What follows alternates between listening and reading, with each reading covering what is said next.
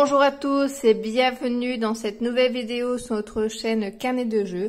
On se retrouve aujourd'hui sur le jeu Clash of Decks. Donc j'ai déjà réalisé plusieurs vidéos sur ce jeu. Une vidéo de présentation du jeu, de présentation des cartes, du paquet d'initiation qui est un paquet gratuit, et également des parties en solo. Donc aujourd'hui, je vais vous présenter les cartes présentes dans l'extension Submersion. Donc on va voir les différentes capacités qu'il y a en plus. Capacités qui sont présentes dans le livret de règles. Donc je vais m'y référer un petit peu parce que je ne les maîtrise pas encore totalement. Et je ne souhaiterais pas vous dire d'erreur surtout.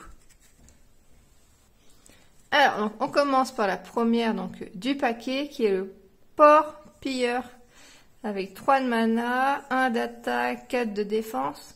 Donc elle a la capacité catalyseur qui fait que quand elle est posée à la phase phase 1, la phase de mana, quand elle est posée, elle a 3 de mana de plus au possesseur de la carte. Donc ça c'est super intéressant parce que par exemple on la pose au tour 1 et au tour 2, donc on a déjà 2 mana en plus. Donc c'est pas mal. Il a aussi des robades. Donc des robades, c'est que dès qu'il subit au moins une blessure, mais sans être détruit, parce que s'il est détruit, il est détruit. Mais s'il subit au moins une blessure, sans être détruit, il va aller à l'extrémité droite du pont ou gauche, mais il va directement se sauver et aller à l'endroit le plus éloigné du pont. En fait, il prend la fuite, il a peur. Donc quand cette action a lieu, l'attaquant fait d'abord toutes ses actions sur la carte et c'est une fois qu'il a résolu toutes ses actions que celle-ci va se carapater. Élément aussi important, c'est qu'elle est jouée avant la capacité instinct. Donc la capacité instinct, c'est ce symbole-là qui est rouge avec une espèce de griffe. Donc insta, c'est que quand une créature subit un dégât, elle va rattaquer. Voilà, donc ça c'est un peu nouveau, parce que pour l'instant les créatures ne répliquaient pas, et celle-ci va répliquer. Donc on verra par la suite quand on va tomber sur cette capacité-là. Donc là pour l'instant on a catalyseur qui redonne du mana, et des robades qui fait que la carte, elle se sauve le plus éloigné du pont.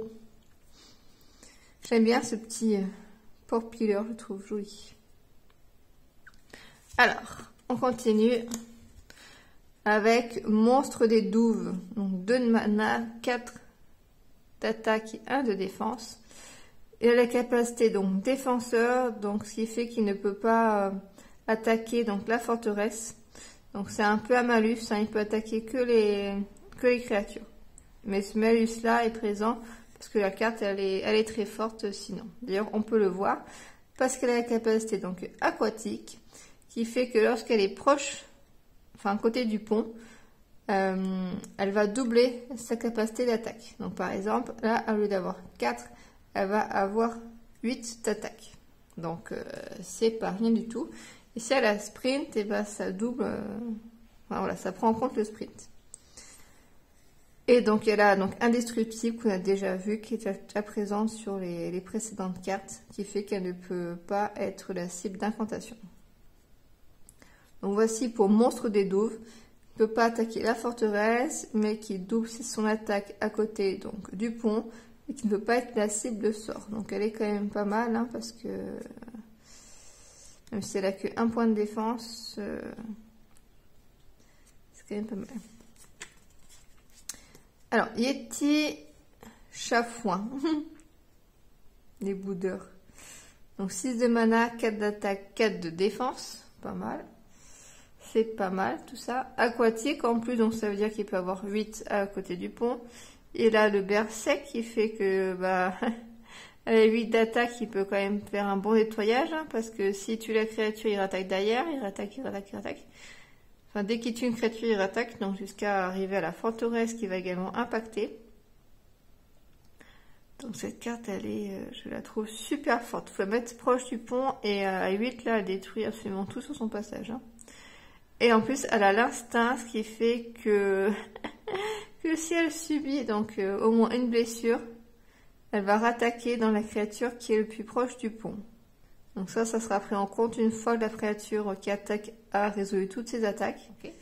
Et s'il n'y a pas de créature adverse, donc par exemple, je sais pas, si c'est pris un coup de splash par exemple, ou je sais pas, une incantation. Donc s'il n'y a pas de créature adverse, il attaque la forteresse adverse. Et donc ça se déclenche donc après des repas. Donc ça veut dire potentiellement là, ça veut dire qu'il fait 8 de dégâts quoi. Si c'est à côté d'un pont quoi. Donc on a intérêt à la détruire directement celle-là. Sinon, en plus, il y a que si on attaque une fois avec une créature et qu'on ne la tue pas, elle réplique quoi. Donc, ouais. Un truc de fou, ce truc instinct, quoi. C'est cool d'avoir des capacités comme ça. Pic horreur de mana. Qu'est-ce qui est mignon? Qu'est-ce qui est mignon? Pic horreur de mana. Donc, oh, bah, c'est une carte à 1 de mana, 1 d'attaque, 1 de défense. Et puis, bah, elle donne 2 de mana. Donc, elle porte bien son nom. Elle est pas mal, enfin pour 1, elle est pas mal. C'est une carte mana, quoi. Mais il y a peut-être des cartes qui donnent qui sont peut-être un peu mieux quand même. Mais...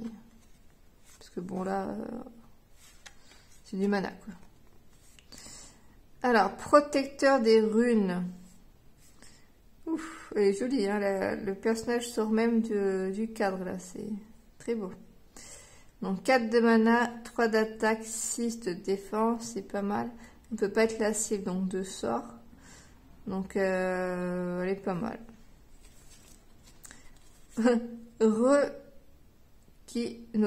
Requinotor. Les illustrations sont magnifiques, hein, je trouve. Alors, 4 de mana, 3 d'attaque, 2 de défense, qu'elle a rage, donc du coup elle attaque tout de suite. Et elle a aquatique, donc ça veut dire que proche du pont, elle va faire 6 de dégâts. Seigneur Venimeur, 3 de mana. Alors ça c'est vulnérabilité. Alors ça c'était un petit peu compliqué à comprendre. Mais en fait sa valeur d'attaque, elle est égale à la valeur de défense de la créature qu'elle cible, moins 1. Donc par exemple, disons qu'elle attaque Requinotor, ça veut dire qu'elle va avoir donc 1 d'attaque. Donc elle va faire 1 point de dégâts sur cette créature-là. Donc elle ne va pas la tuer. Par contre, si elle a le sprint par exemple, elle va faire donc 2 de dégâts. Donc elle va la tuer pour le coup. C'est l'heure d'attaque de base qui est indiquée. Et après on peut appliquer les compétences. Et petite information aussi, hein, elle peut aussi attaquer la forteresse. Et dans ce cas-là, notre bastion va se mettre donc tout à la fin, enfin tout à droite de notre main, moins une carte. Donc il va se mettre ici en fait. Et en plus, cette carte-là ne coûte que 3. Elle a certes qu'un point de vie, mais elle a quand même la protection qui fait que le premier dégât est absorbé, quoi. Donc c'est quand même pas mal, je trouve. Ok, ensuite on a Scaphandrier. Scaphandrier qui a 3 de mana, 2 d'attaque, 2 de défense et il donne aquatique aux 2 créatures adjacentes, quoi. C'est à sa droite, à sa gauche, c'est quand même pas mal, hein. C'est pas mal, surtout vu la puissance de l'aquatique. C'est pas mal. Alors, mage discret, 4 de mana, 2 d'attaque et 5 de défense. Il a donc le catalyseur qui régénère le mana et il a donc l'indestructible qui fait qu'il ne peut pas être la cible de sort, quoi. Donc c'est pas mal. Alors, une attaque mentale, donc une incantation qui a 2 de mana qui fait 3 d'attaque. Bon, je trouve qu'il y a mieux.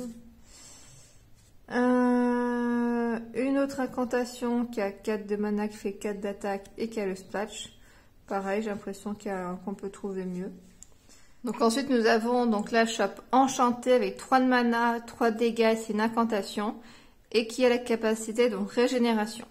Donc à chaque fois qu'il va faire des dégâts à une cible, on va décaler la forteresse donc de notre main vers la gauche. Donc par exemple, si on a la forteresse à cet emplacement-là, et ben on va la décaler d'un emplacement vers la gauche. Et dès qu'elle arrivera totalement à la gauche, on va la remettre à droite au deuxième emplacement. Donc elle va se retrouver ici. Donc voici pour la chope enchantée. Ensuite, nous avons la tempête de lumière avec 7 de mana, 5 d'attaque et c'est aussi une incantation qui a la perforation et 2 autres capacités qu'on n'a pas encore vues. L'affûtage. Donc l'affûtage, c'est que lorsque donc la carte va faire des dégâts à une créature, chaque blessure qui va être excédentaire va impacter la forteresse. Alors que normalement, par exemple, si on fait 5 dégâts sur une créature qui a 3 de vie, 3 de vie, et ben les 2 dégâts en plus sont perdus. Là, elles vont être infligées du coup à la forteresse. Donc voilà, donc c'est assez intéressant. Après là, donc ils indiquent en plus, donc ils disent que si plusieurs créatures sont détruites par une même attaque, par exemple grâce à flash ou perforation, les blessures excédentaires sont infligées en une seule fois à la forteresse adverse. Donc c'est-à-dire par exemple que si on fait 4 dégâts, enfin 2 dégâts à une créature par exemple, à la créature là, si on fait 5 dégâts à une créature, et que du coup, je sais pas, elle avait 3 points de vie, donc on va un excédentaire avoir 2 dégâts, et si la créature qui est derrière par exemple avait 4 points de vie, il y aura un excédentaire 1 dégât. Donc on va pas faire 2 dégâts puis 1 dégât, mais 3 dégâts d'un coup. Donc cela ça change parce que une fois que notre bastion va arriver totalement à notre droite, si il nous reste 3 points de dégâts par exemple et qu'on est ici, donc ça va faire 1, 2 et le troisième va être perdu. On va retrouver notre forteresse qui va totalement être à la gauche. Par contre, si on fait par exemple 2 dégâts et qu'ensuite on a 1 dégât, et ben la forteresse va se retrouver ici et on va faire 1 dégât en plus. Donc voilà pourquoi c'est important que ça soit en une seule fois et pas en 2 fois. Par rapport à ça, sinon bon, ça change pas beaucoup si on n'arrive pas, enfin si on ne transfère pas notre bastion en forteresse à ce moment-là. Et donc ça n'a pas d'effet sur les créatures qui ont une capacité protection, puisque ça absorbe en fait. Il n'y a pas de dégâts excédentaires. Ok, donc ça c'était pour affûtage, donc c'est quand même pas mal, hein, parce que ça impacte du coup le bastion pour chaque attaque qui déborde, on va dire. Et après il y a mercenaire, donc mercenaire c'est un petit peu comme défenseur dans la mesure où c'est un malus en fait. Hein. Parce que cette carte là, c'est-à-dire qu'au lieu de retourner dans ma main à moi, elle va aller dans la main de l'adversaire. Et dans le cas d'un solo, elle va être placée sur le deck de l'adversaire. Voilà, donc c'est un malus, vu que la carte elle est quand même vachement bien. Donc voici pour tempête de lumière. Ensuite, on a groin terrestre, 2 mana, 2 de force, 4 de défense, donc rien de particulier. Le chef de clan, pareil, il n'a pas de capacité particulière. 3 de mana, 4 de dégâts et 4 de bouclier. L'hydre, qui a 4 de mana, 3 de dégâts et 2 de bouclier, qui a sprint et du coup affûtage. Donc ça aussi c'est pas mal, hein, parce que le sprint, elle va monter en bonus d'attaque. Et tout ce qui est excédentaire, ça va impacter la forteresse, quoi.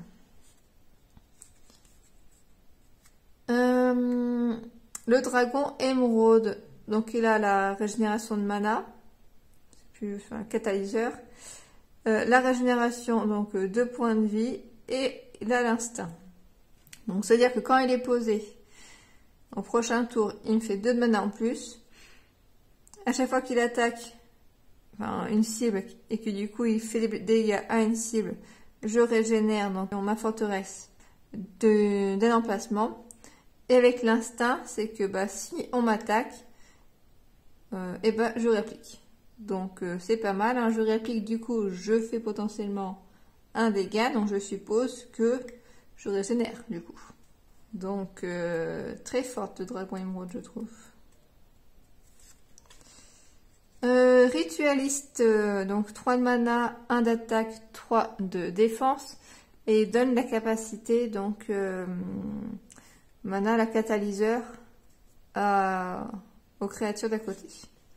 Le grignoteur, pas très joli, hein. Je sais pas dans quelle série on voit ça, ça me dit quelque chose.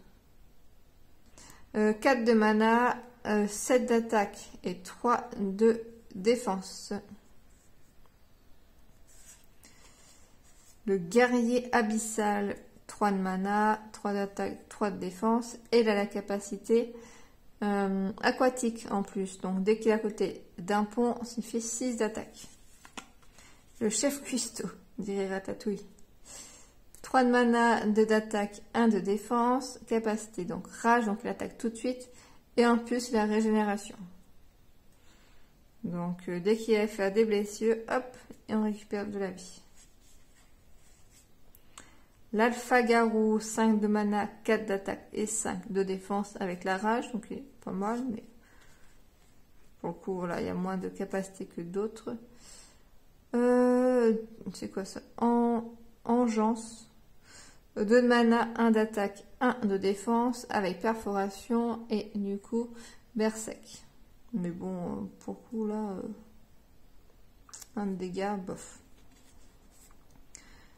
Alors, l'Irm réanimé, 7 de mana, 6 d'attaque et 1 de défense. Alors, c'est une nouvelle capacité, c'est le prix du sang. Donc, voyons voir ce qu'ils disent. Celle-là, je ne la connais pas spécialement. Si vous n'avez pas assez de mana pour payer l'intégralité du coût du possesseur, dépensez l'intégralité de votre mana restant. Et pour chaque mana restant, subissez une blessure en déclarant votre forteresse d'un emplacement vers la droite dans votre main. Les blessures ainsi subies sont infligées une à une. Alors bah du coup on peut se prendre des dégâts, on va dire, pour la poser. C'est intéressant. Ça fait un peu penser dans les cartes magiques aux cartes un peu zombies, je crois. Les cartes noires sont souvent qui sont des ou vampires. Enfin, on peut payer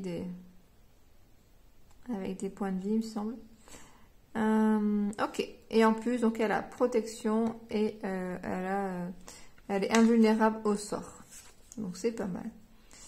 Le tavernier mécanique, 5 de mana, 4 d'attaque et 2 de bouclier, qui a du coup les manas en plus et qui a la protection. Le gredin hirsute, 2 de mana, 2 d'attaque, 2 de bouclier, qui a le splash, donc voilà, plus courant. La bête informe, oula, elle est pas mal, hein, en attaque, 6 d'attaque pour 6 de mana et 6 de bouclier, mais bon, on n'a pas de capacité particulière.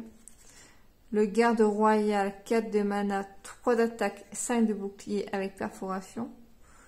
C'est pas mal quand même, hein. Mais bon, il y a tellement qu'on plus de choses que bon, voilà. Le bondisseur, un kangourou mutant.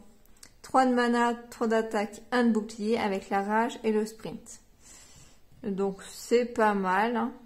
C'est pas mal parce que même s'il a que 1 de vie, il attaque tout de suite. Avec le sprint, si on met bien à l'extrémité du pont, il peut faire quand même pas mal, assez mal. Et en plus, si on donne aquatique, en plus, je vous dis pas. Le dragon saphir. Alors, on a une nouvelle capacité là. Donc le dragon saphir a 5 de mana, 3 d'attaque, 6 de bouclier avec aquatique et aérienne. Alors, aérienne. Donc, si possesseur est sur la ligne du haut, il ne peut pas attaquer les créatures adverses. Ok. Il attaque directement la forteresse adverse en ignorant les créatures adverses. Ah, ils volent, ok. Octroyer aussi la capacité spéciale rage au possesseur qui est sur la ligne du haut n'a aucun effet. octroyer aussi la capacité spéciale défenseur au possesseur qui est sur la ligne du haut, l'empêcherait d'attaquer aussi bien les créatures que la forteresse adverse. Donc défenseur, hein, c'est ça, c'est que ça lui permet de, ça l'empêche d'attaquer le fort en fait. Hein. Ça attaque que les créatures, donc c'est logique que ça se contredit.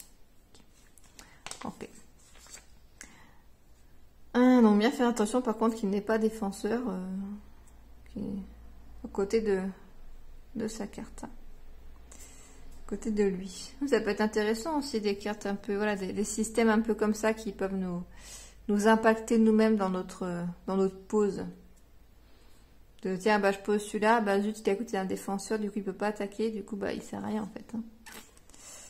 Le brise-muraille, lui aussi il vole, donc 5 mana, 4 d'attaque, 5 de bouclier. Donc il a l'aérienne, qu'on vient de voir, et il a l'instinct. Donc ça veut dire que quand on lui tape dessus, il n'aime pas et il rattaque. Donc du coup, bah, je sais pas s'il attaque du coup la créature vu qu'il a aérien quoi. Mais bon, instinct, c'est bien marqué qu'il attaque la créature adverse qui est la plus proche du pont. Mais petite question du coup. Mais je pense qu'il attaque quand même la créature adverse du coup. Picoreur de mur, 1 de mana, 2 d'attaque, 1 de défense et il a aérien. C'est pas mal. Ok, donc ensuite donc, on a la carte bastion et voici la carte pont qui est différente de celle qu'on a dans le deck d'initiation. Qui est, je vais vous montrer, hop, qui est comme ça. Donc je trouve ça aussi bien sympa d'avoir fait un autre modèle de pont, ça varie un petit peu. C'est le pont de la nuit. Donc voici pour la présentation des cartes du coup de l'extension Submersion. Et puis bah, on se retrouve prochainement pour celle de Félonie. Donc là normalement on a vu toutes les capacités je pense. Je ne pense pas qu'il y en ait qu'on n'ait pas vu. Donc ça ira un petit peu plus vite. Donc voici la vidéo de Clash of Decks sur l'extension Submersion. Et à bientôt sur Carnet de jeu.